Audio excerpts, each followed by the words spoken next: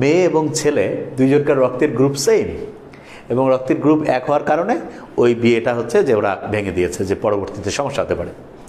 তো এরকম অনেকেই বিভিন্ন সময় ডক্টরদেরকে ফোন করে যে আচ্ছা, ছেলে এবং মেয়েদের রক্তের গ্রুপ যদি সেম হয় তাহলে পরবর্তী জেনারেশনের যে বাচ্চা কাচ্চা তাদের প্রবলেম হবে কিনা।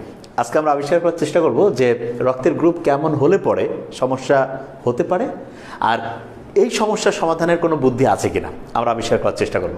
প্রথম জিনিসটা মাথায় রাখতে হবে সেটা হচ্ছে রক্তের যে গ্রুপ, এইটা প্রধানত যে জিনিসটার উপর ভিত্তি করে তৈরি হয় সেটার নাম হচ্ছে অ্যান্টিজেন।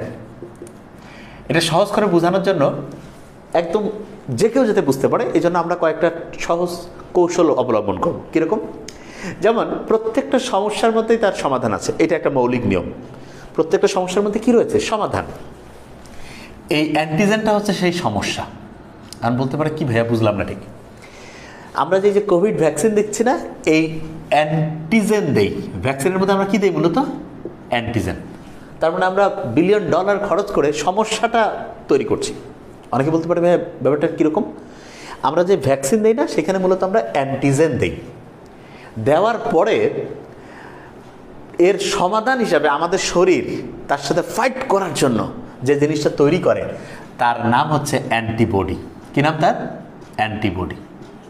এবং আমরা বলতেই পারি যে যে কোনো সমস্যার মধ্যে কি আছে? সমাধান আছে। সমস্যাটা অ্যান্টিজেন আর এর সমাধানটা কি? অ্যান্টিবডি। অ্যান্টিবডি সমাধান। তা রক্তের ঝোল আছে, সেই রক্তের ঝোলকে বলে হচ্ছে প্লাজমা। রক্তের ঝোলকে কি বলে? প্লাজমা। এবং খুব মজার ব্যাপার হচ্ছে এই রক্তের ঝোলের মধ্যে বিভিন্ন রক্তের কণিকা থাকে। তার মধ্যে একটা রক্তকণিকা হচ্ছে এরকম লোহিত রক্তকণিকা, যেটাকে আমরা আরবিসি বলতে পারি সহজ করে। তার মানে এই আরবিসি রক্তের যে লোহিত রক্তকণিকা তার ঠিক কোষ ঝিল্লি জিনিসটা বোঝার জন্য বলতে পারি ডিমকে সিদ্ধ করলে ডিমের খোসাটার ঠিক নিচে খুব হালকা একটা আবরণ থাকে না? অনেকটা প্র্যাকটিক্যাল খাতা যখন আমরা আর্ট করতে যাই খুব পাতলা একটা যে লেয়ার থাকে, ঠিক আছে, ঠিক ওইটাকে বলছি আমরা কোষ ঝিল্লি। এবং এই কোষ ঝিল্লিতে যে অ্যান্টিজেন থাকে তার উপর ভিত্তি করে রক্তের গ্রুপগুলোর সাধারণত নামকরণ হয়। তা রক্তের যে গ্রুপের আমরা নামকরণ করি তার মধ্যে একটা গ্রুপের নাম নিশ্চয়ই আমরা জানি এ, তার মানে তার অ্যান্টিজেনটা কি আছে? এ। একটা রক্তের গ্রুপের নাম বি, তার অ্যান্টিজেনটা হচ্ছে বি।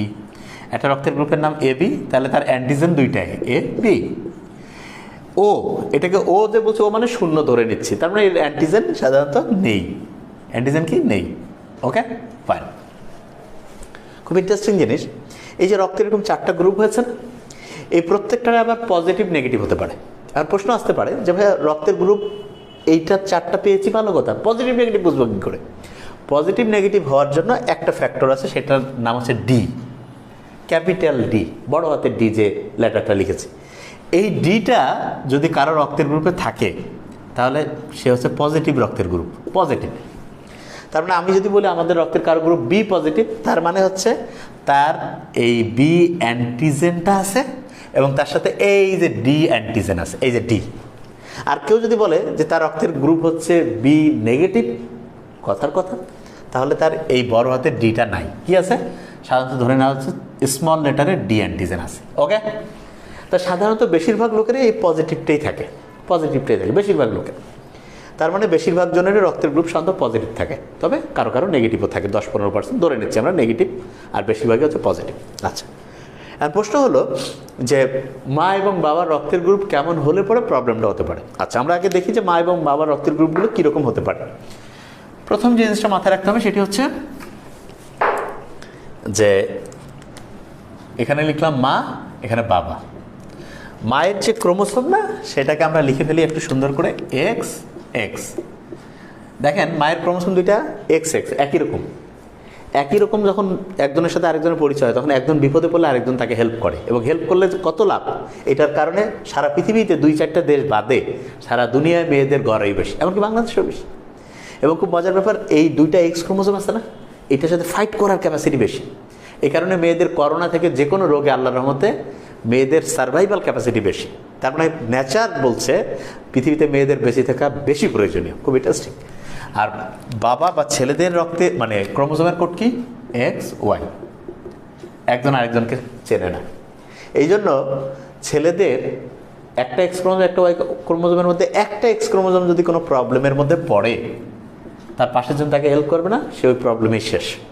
তার মানে আমাদের ক্রোমোজোম থেকে আমরা শিখতে পারি হেল্পিং মেন্টালিটি যদি থাকে, আমাদের জীবনী শক্তি বাড়বে, যে কোনো ক্ষেত্রে খালি উন্নতি হবে। ওকে, এবার যে কথাটা বলতে চাচ্ছিলাম সেটা হচ্ছে যে এই যে মা, তাদের রক্তের গ্রুপ হতে পারে, একটা হতে পারে পজিটিভ,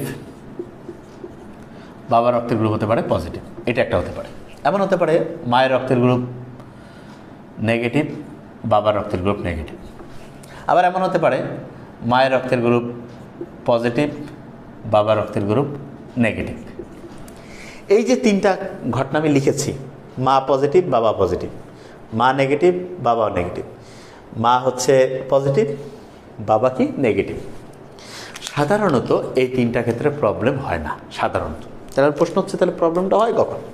মনের একটা বুদ্ধি শিখে দিয়ে, মা বানানটা ইংরেজিতে মাদার না, মাদার বানানটা এম দিয়ে শুরু, তারপরের লেটার থেকে এন।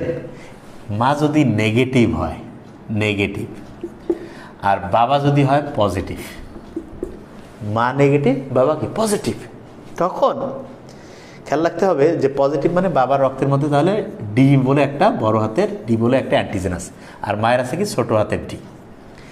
তা সাধারণত পজিটিভ বাচ্চাই তো বেশি হয়, মা নেগেটিভ, বাবা পজিটিভ। প্রথম যে বাচ্চাটা হবে সেটা হচ্ছে সাধারণত ধরে নিলাম পজিটিভ বাচ্চা। তাহলে বাচ্চার নাভির সাথে মায়ের নাভির একটা কানেকশন থাকে, যেটাকে আমরা অম্বরা বা প্লাসেন্টা বলি। যখন প্রথম সন্তানটা হয়ে গেল, বাচ্চার শরীরের কিছু রক্ত মায়ের শরীরে থাকবে। তার মানে মায়ের শরীর নেগেটিভ, বাচ্চার পজিটিভ। তার মানে মায়ের শরীরে ছোটো হাতের ডি রয়েছে, বাচ্চার শরীর থেকে বড় হাতের ডি এর অ্যান্টিজেনটা একটু মায়ের শরীরে থাকলো। এবং খুব মজার ব্যাপার, প্রথম সন্তানের ক্ষেত্রে সাধারণত সেরকম সমস্যা হয় না, কিন্তু আমরা একটা কৌশল অবলম্বন করলে পরের বাচ্চাগুলোর ক্ষেত্রে আল্লাহর রহমতে সমস্যা হবে না। সেই কৌশলটা বলার আগে যদি কোনো কৌশল অবলম্বন না করি, তাহলে কি সমস্যা হতে পারে সেটা বলি। প্রথম বাচ্চা ঠিক হয়েছে, আলহামদুলিল্লাহ, সবাই মনে করবে না কোনো সমস্যা নেই। দ্বিতীয় বাচ্চার ক্ষেত্রে, দ্বিতীয় বাচ্চাটাও ধরলাম পজিটিভ, ওই দ্বিতীয় বাচ্চার যে পজিটিভ রক্ত আর মায়ের শরীরে প্রথম বাচ্চার যে একটা ওই যে বড় হাতের ডি গেছে, এটার সাথে ওইটার ফাইটিং হবে, এবং ফাইটিং হওয়ার কারণে বাচ্চার শরীরের রক্ত ভেঙে যাবে। এবং আমরা যদি রক্ত যদি ভেঙে যায়, তাহলে রক্তের অভাব দেখা যাবে। রক্তের অভাব হলে শ্বাসকষ্ট হতে পারে। রক্তের কণিকাগুলো ভেঙে গেলে হলুদ রঙের একটা জিনিস তৈরি করে, যেটার নাম বিলিরুবিন। শরীরটা হচ্ছে জন্ডিস হয়ে যেতে পারে, আল্লাহ না করুক। তখন সন্তানটা প্রচণ্ড জটিলতার দিকে যাবে। আর প্রশ্ন হলো, তাহলে এই জটিলতা থেকে মুক্তি পাওয়ার বুদ্ধিটা খুব সহজ। ওই যে মায়ের যখন প্রথম সন্তান প্রসব হয়েছে, তখন বাচ্চার শরীর থেকে যে এই যে ডি অ্যান্টিজেনটা আসছিল না, তাকে ধ্বংস করার জন্য মায়ের শরীরে যেই ডিটা বাচ্চার শরীর থেকে এসেছে প্রথম সন্তান প্রসবের সময়, তাকে ধ্বংস করার জন্য মায়ের শরীরে একটা অ্যান্টি ডি ইঞ্জেকশন দেওয়া। বাস, সহজ কথা, অ্যান্টি ডি। এইটা যদি দিয়ে দিই, আল্লাহর রহমতে দ্বিতীয় বাচ্চা, তারপরের বাচ্চাতে ইনশাল্লাহ সমস্যা হবে না। তাহলে এই বেসিক জিনিসটা শুধু মাথায় রাখতে হবে।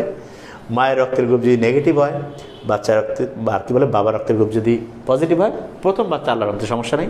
দ্বিতীয় বাচ্চার ক্ষেত্রে সমস্যা হতে পারে। তবে আমরা যদি মাকে প্রথম বাচ্চা প্রসবের 72 ঘন্টা সময়ের মধ্যে যদি একটা অ্যান্টি ডি ইঞ্জেকশন দিয়ে দিই, আল্লাহর রহমতে পরের বাচ্চাগুলো সমস্যা হবে না। ওই যে ওই গল্পের মধ্যে চলে যেতে চাই। পরবর্তীতে তাদের গার্ডিয়ানদেরকে যখন জিনিসটা বোঝানো হলো, আল্লাহর রহমতে তাদের পরে বিয়েটা ঠিক হয়েছে। তার মানে বলতে চাচ্ছি আমরা শুধু একটা ক্ষেত্রে মাথায় আমাদের রাখতে হবে, মায়ের রক্তের গ্রুপ যখন নেগেটিভ হয়, বাবার রক্তের গ্রুপ যদি পজিটিভ হয়, প্রথম বাচ্চা আল্লাহর রহমতে সমস্যা নেই, পরের বাচ্চার ক্ষেত্রে সমস্যা হতে পারে। জাস্ট একটু আমরা যদি বুঝে শুনে ডিসিশন নেই, অনেক সহজ হতে পারে। Thank you so much.